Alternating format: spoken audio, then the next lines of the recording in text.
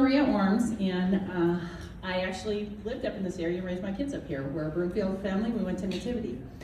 And I'm an Air Force veteran, so is my husband and my 2 daughters. So we're an entire Air Force family. I'm a computer network engineer with a master's in engineering and a cybersecurity professional with a second master's in cybersecurity. And the reason why I'm running for governor is because I loved Beverly's speech this morning about how we're losing our freedom. And what I believe is happening is that as we have moved to the digital age, we have lost all of those freedoms. Because for some reason, when a digital system gets implemented, they don't feel they have to follow our Constitution. And before I was the age of 23, I had been to 14 different countries. And what I realized was that the freedoms that we have here in the United States are envied the world over. Freedoms we used to take for granted, maybe not so much anymore. And that's why everybody wants to come here.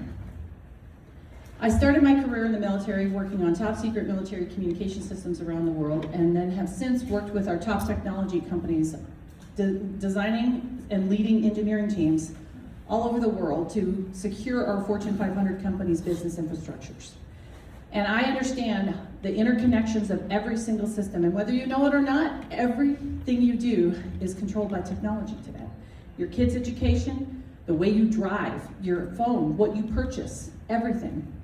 And what I believe is happening is that our freedom's being taken because we're being divided and conquered as a nation. Divide and conquer is a strategy that has worked throughout human history. The example I give that people can understand is that as conservatives, we think of COVID shots as the right to control what goes in your body. And we don't trust the government.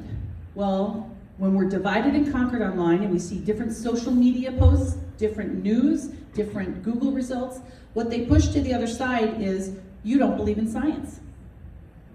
And you not getting your shots is putting their children at risk.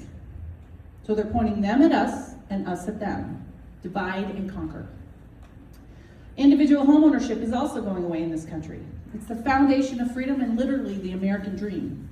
So starter homes are not being built because the fees from the governments are too expensive, and so developers don't want to build them because they don't get their money back. And I'm proposing an incentive to developers to build those starter homes, as well as an incentive because you're being taxed out of your house, right? So an incentive for everyone on their primary residence so that they can stay in their homes, because you can't protest the government when you don't own your home. If you notice, Polis's position on housing is either subsidized housing that's owned by the government, or school districts and education institutions controlled by the government own them. You can't protest if your employer owns your house. So we must fight for that dream. The other issue is accountability and transparency from our government. They're sneaking into all the bills at the state legislature exemptions to our Colorado open records laws, where they don't have to ask. In fact, the PUC, talking about getting rid of natural gas, Polis is proposing the PUC does not have to follow our open records laws and provide you any data on what they're looking at and what they're doing. So I've actually been asked to join a commission at the Independence Institute to put forth a constitutional amendment that says our government has to follow our records laws and answer to the people. Thomas Jefferson said, when you are scared of your government, it's called tyranny. When your government is scared of you, it's called democracy. Where do you think we are right now? Well, we need to get that back, and we need to have the government answer to the people. So I'm running on things that I think are the foundation of our government. My slogan is Colorado Together, and I'm asking everyone to come together on this. The last thing I'll tell you is that I met a woman up in Larimer County. She was my age, but she'd come to this country when she was 4 as a Vietnamese refugee. And she said it's making her skin crawl what's happening in this country. And her whole family is making plans to go back to Vietnam. She said they know that Vietnam will side with China in a heartbeat if there's a world war, and they don't care. They don't want to live through what's happening here.